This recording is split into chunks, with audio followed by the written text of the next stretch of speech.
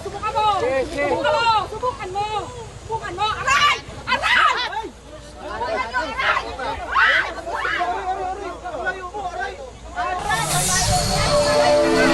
Umabot na sa pisikalan ang naging away sa lupa dito sa Barangay Irawan partikular sa pagitan ng Gabriela Homes Association at nitong Tanyedo Homeowners Association.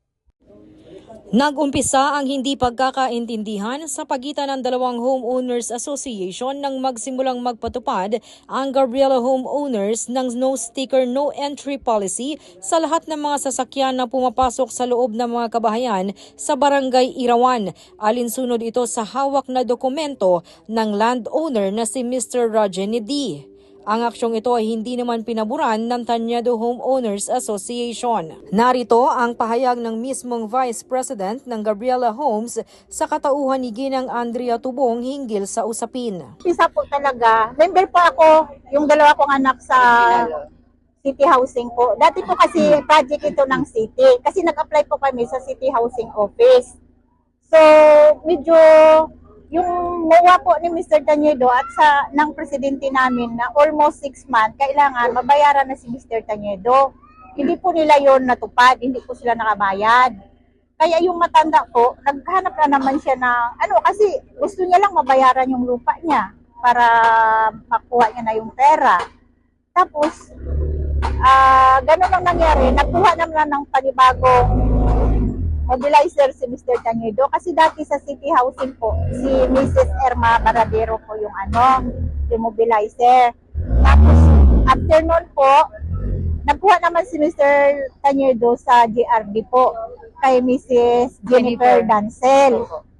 Ang gusto ni Sir Tanyedo na mag-direct payment na lang po kami sa kanya para wala na po sanang gulo. Ganun po. Ay ang kaso pinaglaban po ng mga officer namin kasi sabi nila under kami ng city. Di kami namin po ng mga membro, akala namin tama yung ginawa nila. Kaya nagsunod-sunuran po kami sa kanila.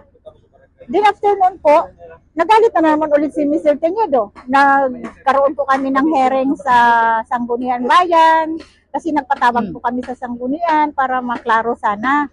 Pero after po sa Sanggunian, wala pa rin eh. Kasi ang nila doon, kakasuhan daw nila yung may-ari. Ay kami na kami doon kasi ma'am, bakit nakasuhan mo ang may-ari? May-ari na nga, di ba? So na kami doon, hindi na kami nagpanig kumbaga sa kanila. Kaya si Mr. Tanyedo nagkuha na naman ng another mobilizer. Yun na yun si Mr. Arbrando. So doon na po kami nagkagulo kasi nung time pa yung mga officer namin, akala namin okay sila. Biro mo yan ma'am ha, nagpa-registered sila sa DEETSOD ng February 22 bilang mga officer. Legit officer na daw sila. Sabi namin, February 22. Tapos nagpa-BI po sila sa amin, sa association. Nagpa-BI po sila ng March 27. Yun pala, February 22, inano na pala nila yun, ma'am. Pinakancelled na yung project sa city. Wala na po sa city. Tapos bago pala sila nagpa-registered, August 1, 2021 po sa DEETSOD. Pero cancel na po. Wala ng city. Kumbaga hindi na makialam ng city kasi dinasapuera na nilang city. Kaya ganon. So nagkagulo-gulo na kasi kinancel nila February. Hindi sila nagsabi. Tapos nagpa-BI sila sa amin para sana i-loan yun, ma'am, sa social housing. Nag-question po kami doon. Nag-jawab po namin, tumawag po kami sa 88. Samantala sa panig ng Tanyedo Homeowners ay nagbigay din ng pahayag ang presidente na si Ginang Grace Magnaye. Itigil ang bundok! Sir, private property po talaga ito. As of now po, puro nakakaso ang phase 1 at phase 2 na Tanyedo Homeowners. So nag-operate sila sir ng boom gate ay hindi po yan lingid sa kaalaman naming mga nakatira dahil pinakalat po nila yung balita na yan.